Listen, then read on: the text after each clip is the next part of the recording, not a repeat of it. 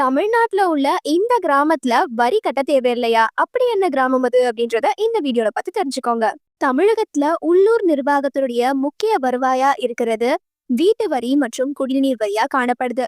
இந்த வரிகள் தான் ஊராட்சி மற்றும் பஞ்சாயத்து நிர்வாகங்களுக்கு தேவையான நிதியை வழங்கி குடிநீர், சாலை, தெருவிளக்கு, சுகாதார வசதிகள் போன்ற அடிப்படை சேவைகளை மக்களுக்கு பெற உதவுது. ஆனா தமிழ்நாட்டுல இருக்கும் திருவாரூர் மாவட்டத்தை சார்ந்த புதுக்குடி அப்படின்ற கிராமத்துல இந்த மாதிரி வரிகளை பொதுமக்கள் தவிர்க்கும் வாய்ப்பை உருவாக்கியிருக்காங்க பஞ்சாயத்து தலைவர் திவ்யா. ஊரின் அரசு பள்ளியில மாணவர் சேர்க்கை குறைவதை அவங்க கவனிச்சிருக்காங்க. அதற்காக தீர்வா ஒரு புதுமையான முயற்சியை இவங்க மேற்கொண்டிருக்காங்க.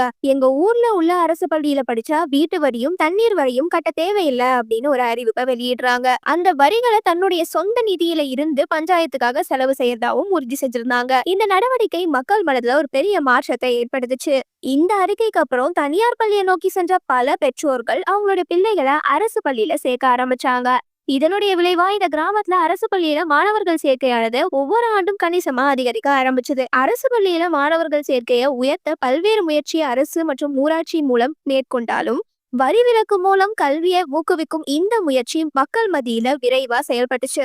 ஊராட்சி தலைவரான திவ்யா இதை பற்றி சொல்லும் போது, இது ஒரு தற்காலிக தீர்வா இருந்தாலும் நீண்ட காலத்துக்கு அரசு பள்ளி தரம் மற்றும் வசதியை மேம்படுத்தினா மக்கள் தாமாகவே அரசு பள்ளியை தேர்வு செய்வாங்க அப்படின்னு சொல்லியிருக்காங்க.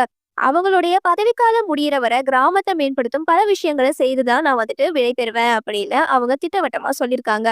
அதுலயும் இந்த திட்டமானது அனைவருடைய கவனத்தையும் ஈர்த்திருந்தது.